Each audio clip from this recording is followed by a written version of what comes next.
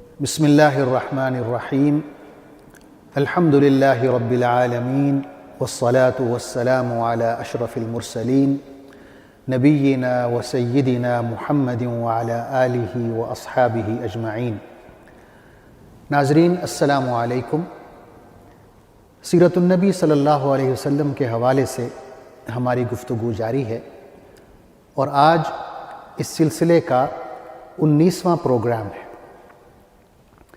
پچھلے پروگرام میں عرض کر رہا تھا کہ جب حضور اکرم صلی اللہ علیہ وسلم اور صحابہ کرام ہجرت کر کے مکہ سے مدینہ پہنچے تو آپ صلی اللہ علیہ وسلم کی زندگی کا ایک بہت بڑا دور ختم ہوا جسے ہم مکی دور کہتے ہیں، اور ایک نیا دور شروع ہوتا ہے، مدنی دور۔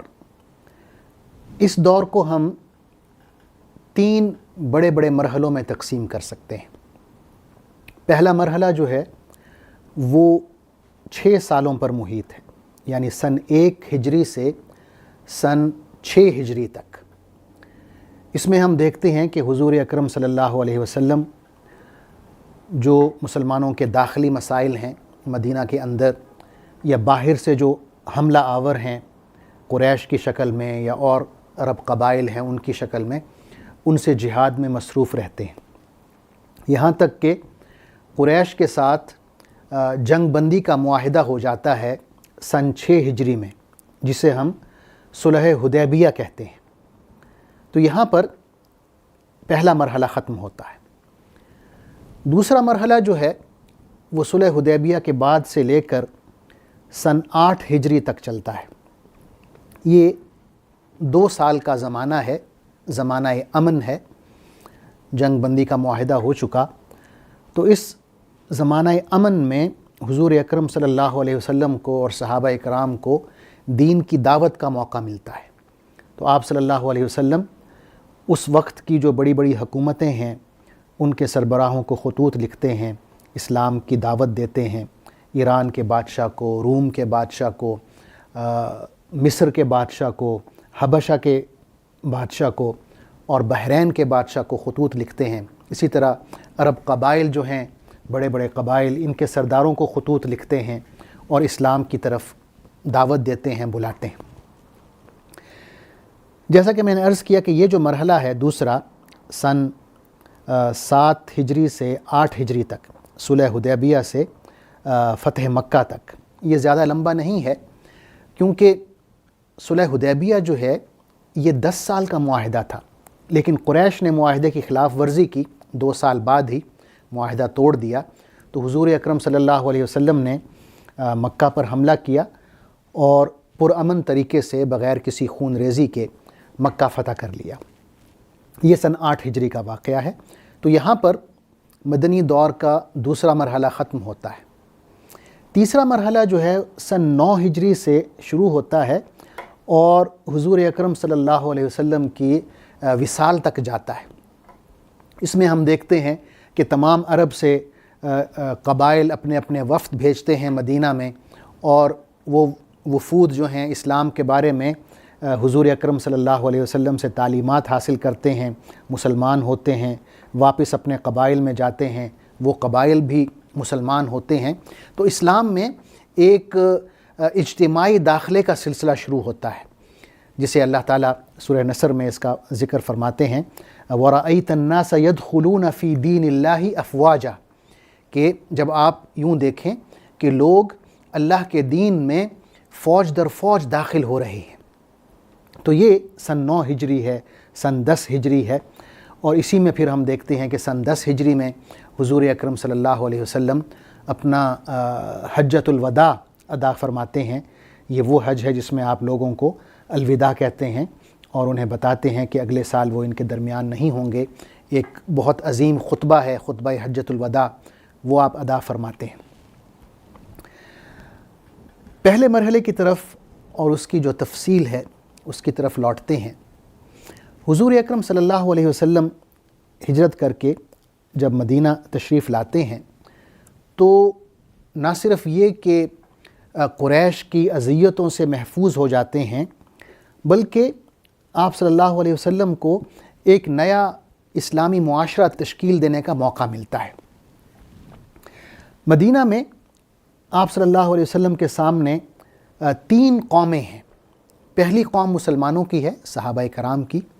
دوسری قوم جو ہے وہ مشرکین مدینہ کی ہے، یعنی اہل مدینہ کے وہ لوگ جو ابھی مسلمان نہیں ہوئے۔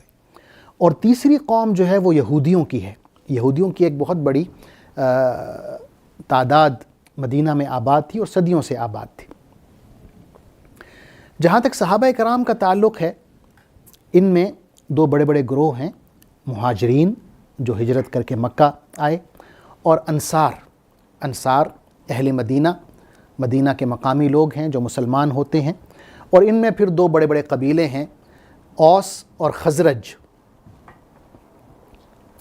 ہم دیکھتے ہیں کہ جب مہاجرین مکہ ابھی مکہ میں تھے تو منتشر تھے، ان کے گھر دور دور تھے، درمیان میں مشرکین کے گھر تھے، اور ان کا آپس میں ملنا مشکل تھا۔ چھپ چھپ کے وہ دار ارقم میں ملتے تھے، حضور اکرم صلی اللہ علیہ وسلم کی باتیں سنتے تھے۔ یعنی وہاں کوئی ایسا ماحول نہیں تھا کہ اسلامی معاشرہ قائم ہو سکے۔ لیکن جب یہ لوگ مدینہ میں آ جاتے ہیں منتقل ہو کے، ہجرت کر کے، تو انہیں ایک موقع ملتا ہے کہ متحد ہو کے، اکٹھے ہو کر ایک معاشرے کی شکل میں رہ سکیں۔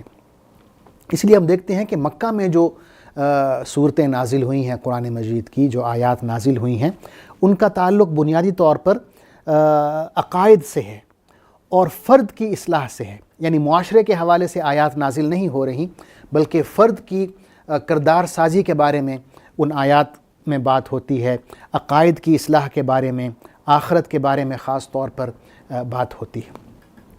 لیکن جب مسلمان مدینہ میں آتے ہیں تو ان کے معاملات ان کے اپنے ہاتھوں میں ہوتے ہیں۔ انہیں اپنے سیاسی معاملات، اپنے معاشی معاملات خود حل کرنے کا موقع ملتا ہے، معاشرہ قائم ہوتا ہے۔ پھر حلال و حرام کے حوالے سے آیات نازل ہوتی ہیں، عبادات کے حوالے سے اللہ تعالیٰ اپنے احکامات نازل کرتا ہے۔ یعنی یوں لگتا ہے کہ اب وہ وقت آ گیا ہے کہ اسلامی معاشرے کی تشکیل ہو، اور ایسا معاشرہ جو زندگی کے تمام پہلوؤں میں اس معاشرے سے بہت مختلف ہو جو زمانہ جاہلیت کا معاشرہ تھا۔ یعنی ایک ایسا معاشرہ جو دنیا کے جتنے بھی انسانی معاشرے ہیں ان میں ایک ممتاز حیثیت رکھتا ہو۔ ظاہر ہے کہ ایسا معاشرہ ایک دن میں یا ایک مہینے میں یا ایک سال میں تو قائم نہیں ہو سکتا تھا، اس کے لیے ایک طویل عرصہ درکار تھا، اور ایسا عرصہ جس میں احکام شریعت نازل ہو رہے ہوں، اللہ تعالیٰ کے جو قوانین ہیں وہ نافذ ہو رہے ہوں، اور یہ کہ مسلمان ان قوانین کو دل و جان سے قبول کر رہے ہوں۔ حضور اکرم صلی اللہ علیہ وسلم اللہ کے جو احکامات نازل ہوتے انہیں بطور قوانین کے مسلمانوں پر نافذ کرتے، اور مسلمانوں کو یہ تلقین کرتے کہ ان قوانین کی پاسداری کی جائے۔ اللہ تعالیٰ حضور اکرم صلی اللہ علیہ وسلم کے بارے میں قرآن مجید میں فرماتے ہیں، هو الذی بعث فی الامیین رسولا منہم یتلو علیہم آیاتہ ویزکیہم ویعلمہم الکتاب والحکمہ، کہ اللہ وہ ہے جس نے ناخواندہ لوگوں میں انہی میں سے ایک رسول بھیجا جو انہیں اللہ کی آیات پڑھ کر سناتا ہے، ان کی زندگی سنوارتا ہے، اور ان کو کتاب و حکمت کی تعلیم دیتا ہے۔ دوسری طرف صحابہ کرام بھی بہت شوق سے اللہ کے احکام کا انتظار کرتے کہ فلاں معاملے میں اللہ کیا حکم نازل فرماتا ہے، فلاں معاملے میں کیا حکم نازل فرماتا ہے، اور جب وہ حکم نازل ہوتا تو صحابہ کرام خوش ہوتے، ان کے ایمان میں اضافہ ہوتا۔ اللہ تعالیٰ صحابہ کرام کی تعریف فرماتے ہوئے فرماتے ہیں، وَإِذَا تُلِيَتْ عَلَيْهِمْ آيَاتُهُ زَادَتْهُمْ إِيمَانًا، کہ صحابہ کرام وہ ہیں کہ جب اللہ کی آیات ان کے سامنے پڑھ کر سنائی جاتی ہیں تو ان کے ایمان میں اضافہ ہو جاتا ہے، ان کا ایمان بڑھ جاتا ہے۔ صحابہ کرام کا جو دوسرا گروہ ہے انصار، جیسا کہ میں نے عرض کیا کہ یہ 2 بڑے بڑے قبیلوں پر مشتمل تھا۔ ایک قبیلے کا نام ہے اوس، اور دوسرے قبیلے کا نام ہے خزرج۔ یہ مدینہ کے مقامی لوگ تھے اور ان کے گھر، ان کی زمینیں، ان کے باغات، ان کے کاروبار سب مدینہ میں تھے۔ لیکن مسئلہ یہ تھا کہ ان کی صدیوں سے آپس میں دشمنی چلی آ رہی تھی، کئی جنگیں ہو چکی تھیں۔ ہجرت سے 2-2.5 سال پہلے ایک بہت بڑی جنگ اوس اور خزرج کے درمیان ہو چکی تھی، جسے جنگ بواس کہتے ہیں، اور اس میں بہت سے لوگ قتل ہو گئے تھے۔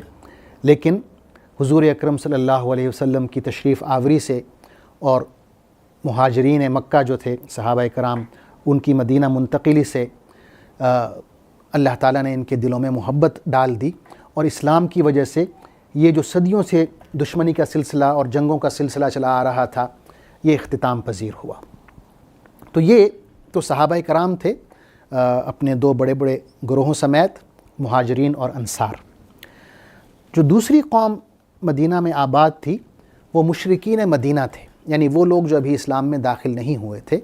انہیں کچھ وقت لگا، کئی سال لگے، صحابہ کرام کی محنت اور دین کی دعوت کی وجہ سے یہ لوگ بعد میں مسلمان ہو گئے، لیکن ہجرت کے فوراً بعد یہ ظاہر ہے کہ ایک خطرہ تھے اسلام کے لیے بھی اور مسلمانوں کے لیے بھی، اور خود حضور اکرم صلی اللہ علیہ وسلم کے لیے بھی۔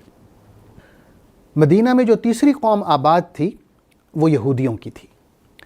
یہودی صدیوں سے حجاز میں آباد تھے، اور انہوں نے اپنی جو ایک انفرادی حیثیت ہے، اپنا دین ہے، اور اپنی جو توریت کی تعلیمات ہیں انہیں بھی محفوظ رکھا ہوا تھا، لیکن اس کے باوجود وہ عربوں میں گھل مل گئے تھے، عربی زبان اپنا لی تھی، عربی نام رکھنا شروع ہو گئے تھے، عربوں میں انہوں نے شادیاں بھی کر لی تھیں، اور مدینہ میں اور مدینہ کے شمال میں ایک اور شہر ہے خیبر، آگے اور چھوٹے چھوٹے شہر ہیں، فدق ہے، تیمہ ہے، یہاں پر یہ آباد تھے۔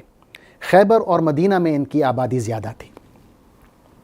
مدینہ میں اور مدینہ کی جو تجارت ہے اس پر یہودیوں کا قبضہ تھا، بلکہ مدینہ کے اندر ایک بہت بڑی مارکیٹ تھی، بازار تھا، جسے سوق بنو قینقاع کہتے ہیں۔ بنو قینقاع یعنی یہودی قبیلہ ہے، اس کا بازار۔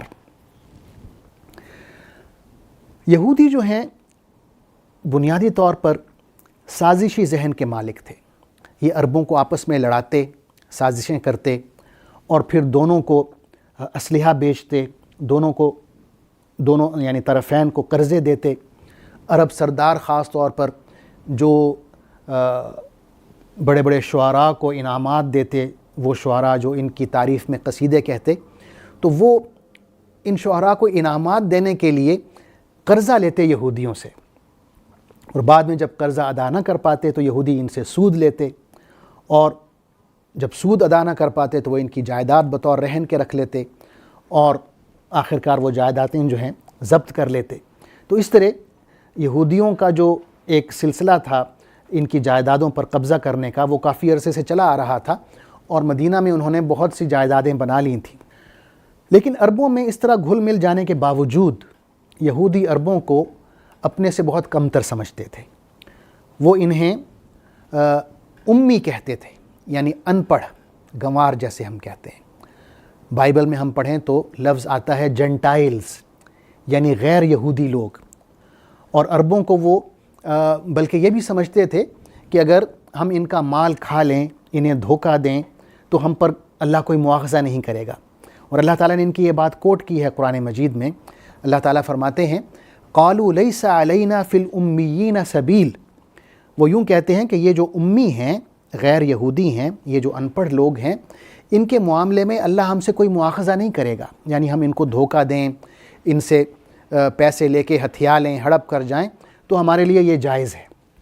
تو اس طرح کے ان کے عقائد تھے۔ بنیادی طور پہ حضور اکرم صلی اللہ علیہ وسلم کے سامنے یہ 3 قومیں تھیں، مسلمان، مشرکین اور یہودی۔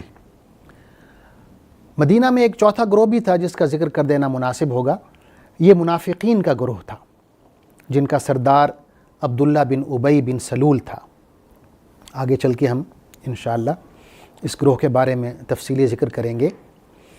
تو ان تین قوموں کو سامنے رکھتے ہوئے اور ان کے مسائل کو سامنے رکھتے ہوئے حضور اکرم صلی اللہ علیہ وسلم نے کس طرح مدینہ میں اسلامی معاشرے کی تشکیل کی، یہ انشاءاللہ ہم اگلے پروگرام میں اس کا ذکر کریں گے۔ تب تک کے لیے اجازت دیجیے، اللہ حافظ، والسلام علیکم ورحمۃ اللہ وبرکاتہ۔